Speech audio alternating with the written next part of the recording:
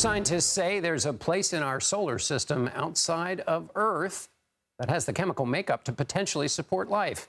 That place is Enceladus, Saturn's sixth largest moon. Researchers pored over data collected by a joint NASA-European spacecraft mission and found the moon's ocean contains phosphorus, which is found in human teeth and bones, as well as DNA. This is the first time the element has been discovered in an ocean that's not on our planet. CBS News space consultant Bill Harwood joins me now from the Kennedy Space Center in Florida. So, Bill, this is fantastic, I think. So they found phosphorus on this moon. Scientists say that means it could support life. So what's next? What do we do with this discovery? Well, you know, one of the critical things to keep in mind, John, is first of all, they already knew that organic compounds and other molecules that are necessary for life as we know it existed in this subsurface ocean on Enceladus. But the phosphorus is the least abundant of these kinds of ingredients. And finding that really adds strength to the case that Enceladus has a possibly habitable environment under its frozen crust. You know, they think there's an ocean under the surface of Enceladus that may possibly be an abode for life. Of course, just because the ingredients are there doesn't mean life is there. They need to study this a lot more. They need to send additional spacecraft down the road, and they certainly want to do that. But for right now, it sure makes a strong case. Now, before we get to the nuts and bolts about how they figure this stuff out, when we're talking about life here, I mean, what are we realistically talking about? I mean, are we talking about enormous things, or are we maybe talking about some microbes? We're probably talking about microbial life. You know, and a key point there, though, is, you know, we say life as we know it. You know, what does that mean? Well, we only have one sample of life, and that's life on Earth. So we look for the chemical processes that allow, you know, DNA and self-replicating cells as they developed on Earth. You're looking for similar processes somewhere else that could perhaps lead to that sort of life on that world.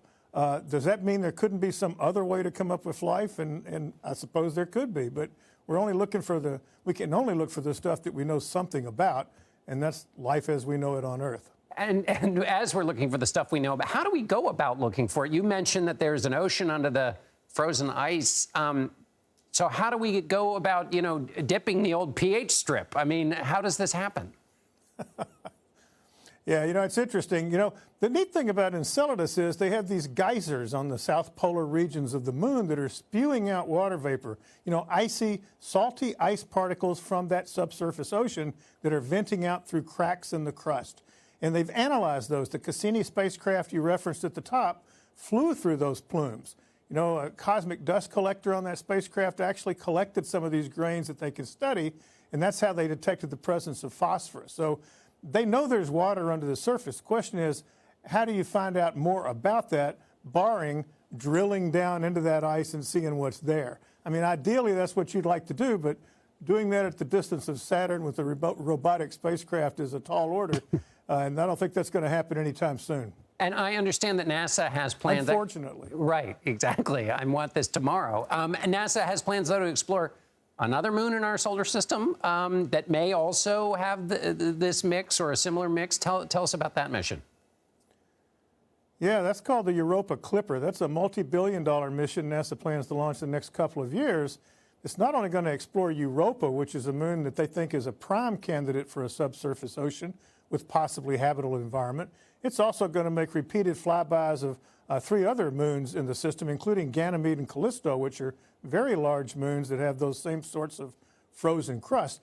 And on top of the NASA mission, the Europeans just launched a spacecraft called JUICE. It stands for the Jupiter Icy Moons mission that's going to go to Jupiter also and look for more signs of habitable environments, all in this thirst, I'll call it, to find out if it's possible that life could exist somewhere else in this solar system. That's a big deal in astrobiology, and these spacecraft are going to certainly go see what they can find out in that regard. Well, it's a big deal in my house where we know nothing about astrobiology. It's an amazing search.